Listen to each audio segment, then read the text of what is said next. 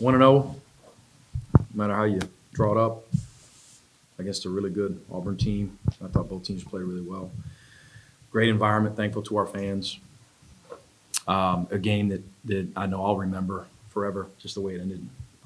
Incredible tale of two separate responses. We get up 4 late and didn't make the great decisions that we needed to make just to finish it. Didn't love our body language.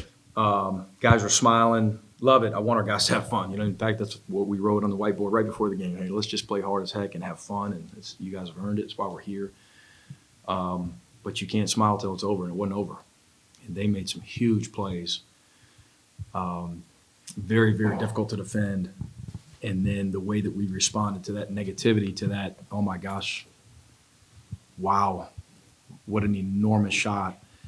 Going into overtime, our guys were phenomenal and got off to a tough start in overtime too. We just continued to play. I thought Samto was brilliant defensively down the stretch. Jeremiah hit some huge shots.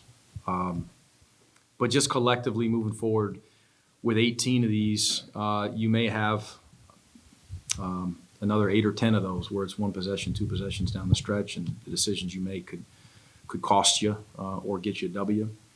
And this one, we're very fortunate to have won, of course. But, man, back to work because we got 17 to go and we don't have a day off.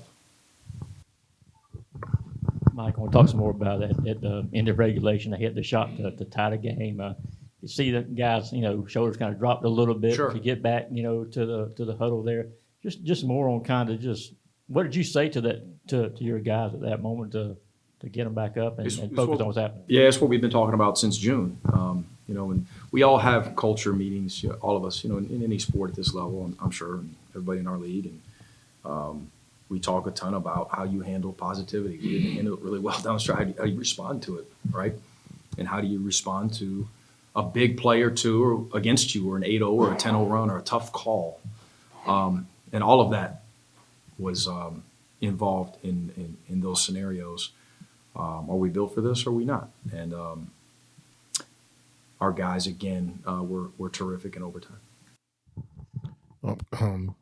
Just kind of continuing on that, obviously, as a coach, you kind of see that things that need to improve, just on the court, but just looking at, the overtime, they definitely just kind of seemed like they were locked back in and were able to complete the game. Just what did you learn today about just the soul of this team? Obviously, you don't get live game actions, opportunities to gauge that. What did you think of that?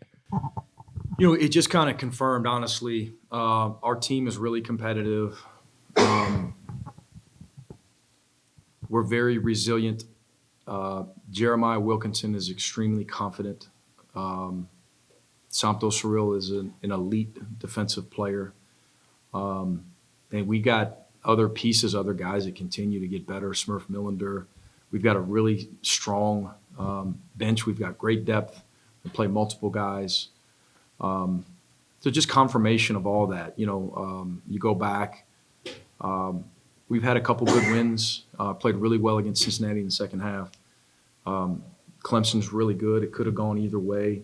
This one just went our way. But it was a similar game against another high-level team. But we've got a bunch of those moving forward. So we got to continue to be as resilient and all of the adjectives positively that I just used. But we've got to clean up some stuff. There's a lot of things that we can continue to do better, and I'm sure Coach Pearl's telling his team the same thing. It's early. I mean, it's one game.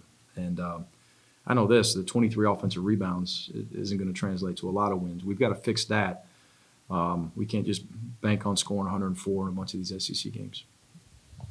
In mentioning Jeremiah when he was up here a few minutes ago, he sounded frustrated with himself with how the end of regulation played out. Just what does that say to you about his response in overtime, the fact that he kind of let that go and made those big shots for you guys? Ownership owned it immediately. He's a high character young man. He's a stud.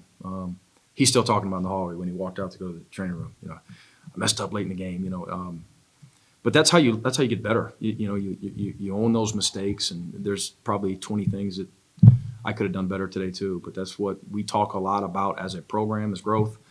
And in order to to get better in certain areas, you've got to own some deficiencies or some mistakes. He was phenomenal down the stretch offensively. He is ultra competitive and ultra confident.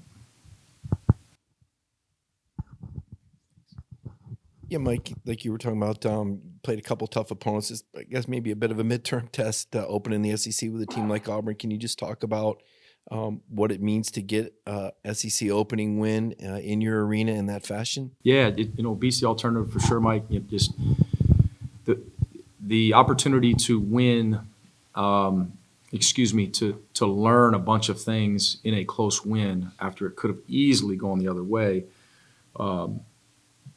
is obviously a much more welcome thing than having to learn from a really, really tough one, because they don't get easier. Obviously, we go to Gainesville Monday, right? So we're no time for a day off. We get right to the Florida Scout tomorrow. But hey, packed house. I don't know if it was officially packed. I'm sure it was. It was really loud. We're 1-0. We got a little bit of momentum. Gives us an opportunity again to continue to grow, but learn from a win. And Auburn obviously is, they've had a really good run here, and will continue to have a really good run. They're a very good team, and we'll be saying that a lot, throughout league plays a lot of really good teams, and Auburn is certainly one of them and a really good program. What is your coaching point during the week on a situation like that with Jeremiah? That he obviously, the fellows that just did not contest anything at all, and also as it relates to pulling this out and not leaving here with a loss, like that could be very deflating as you go forward. Yeah, it could have been incredibly deflating. More so for us, I think, especially at home when you've got the win 99% in hand. And no, Mark, especially when in Jeremiah, I call him Jerry. Jerry knows this.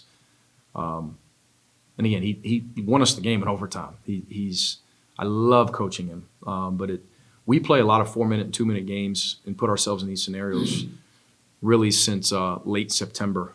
And in that last timeout, we repeated what we've repeated a bunch throughout the fall and early winter, in that the only way we can lose this game is if we foul. But I didn't foul. Yeah, but we reached. We gave the official opportunity to call something. I haven't seen the plays down the stretch, obviously, but again, excited to learn. Those things give you, those plays give you opportunities to, again, confirm what we're talking about in practices. It's part of the game, and we'll make some bad decisions. I'll make some bad decisions. Our guys will make some bad decisions in all of these games. You just hope that you clean up a lot of them and you're making more good decisions than bad decisions. I tell you what, when he jumped up 35 inches, made some contested threes, against good defense, we'll take those. He more than made up for it. What inspired the have fun message on the whiteboard before the game? All the time, we preach that a lot. Let's play with joy. Let's play with gratitude. Especially in games like that, our guys have been so eager, probably like most teams in our league and throughout other leagues at the highest level of college basketball. You were playing a bunch of mid-majors here, pre-Christmas, post-Christmas, holidays, I should say. Our guys were just eager, and you don't want to be 0-1. You want to be 1-0. You know it's going to be a packed house. It's a very good team coming in. It's played a brutal schedule. And you can't forget the moment can't be too big. At least that's my opinion, especially with these bunch of new guys, newfound territory for us being ranked for consecutive weeks. I just don't want our guys feeling any pressure. Let's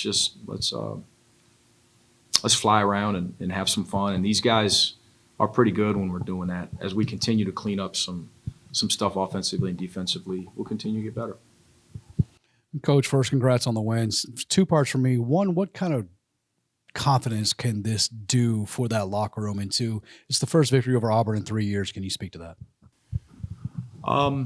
Yeah, anytime you beat, a high-level program, you're excited about it. And we've had some close ones, and again, this one could have gone either way.